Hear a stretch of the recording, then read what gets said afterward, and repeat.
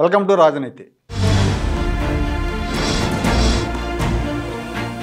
ముఖ్యమంత్రి జగన్మోహన్ రెడ్డి గారి 4వ సిద్ధం సభ కోసం దాదాపు 100 కోట్ల రూపాయల ప్రభుత్వ ధనాన్ని మంచినీళ్ళలాగా ఖర్చు పెట్టారు.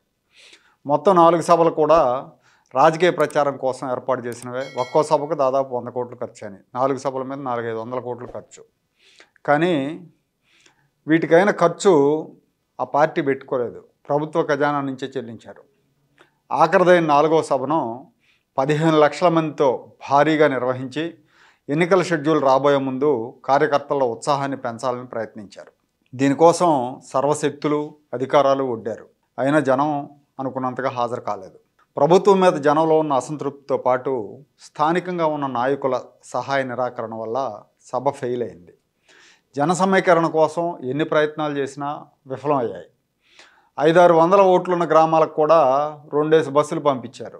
కొన్ని గ్రామాలకైతే 10 బస్సులు 12 బస్సులు కూడా పంపారు. కొన్ని చోట్ల అసలు బస్సులు ఎక్కకపోవడం వల్ల ఖాళీ బస్సులు మళ్ళీ వెనక్కి వచ్చాయి.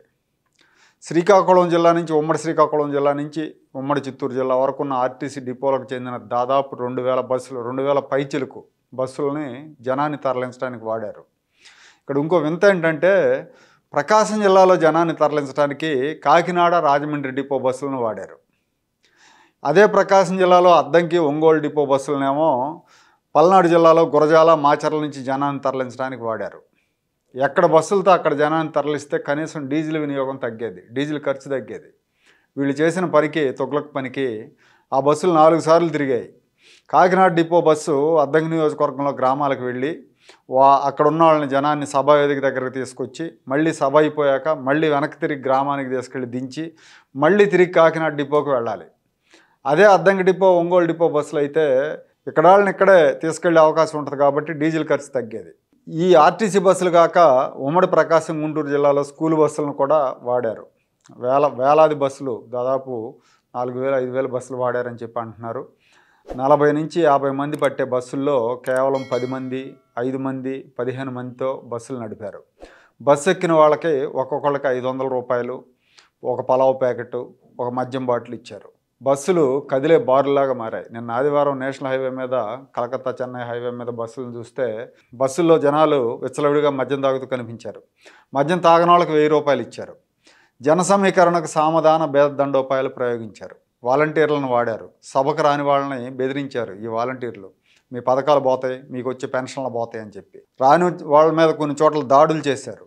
అయినా కూడా వాళ్ళు అనుకున్న 15 లక్షల్లో 10వ వంతే వచ్చారు. సభ జరిగిన ఉమ్మడి ప్రకాశం జిల్లా నుంచే 4-5 లక్షల మంది వస్తారని అంచనా వేశారు. కానీ వీళ్ళు అంచనా వేసినట్టుగా జనం రాలేదు. కందుకూరు ఎమ్మెల్యే మహేదర్ రెడ్డి, ఆయన వర్గం అసలు పూర్తిగా గైర్హాజరైంది సభకి. దర్శి ఎమ్మెల్యే వేణుగోపాల్ వర్గం సభకు దూరంగా ఉంది.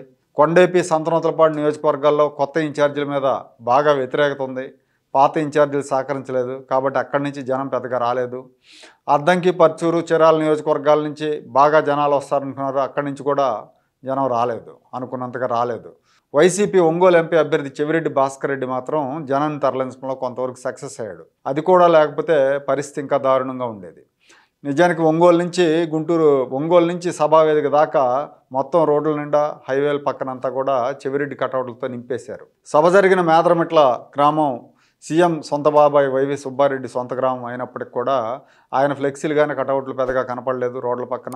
ఒంగోలు ఎమ్మెల్యే మాజీ మంత్రి బాలినేని శ్రీనివాసరెడ్డి కటౌట్లు కూడా పెద్దగా కనిపించలేదు.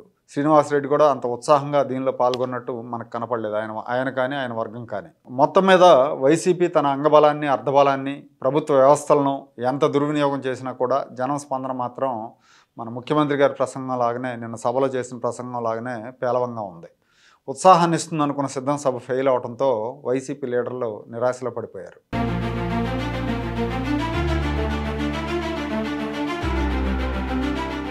Like, share and subscribe to Rajaniti channel.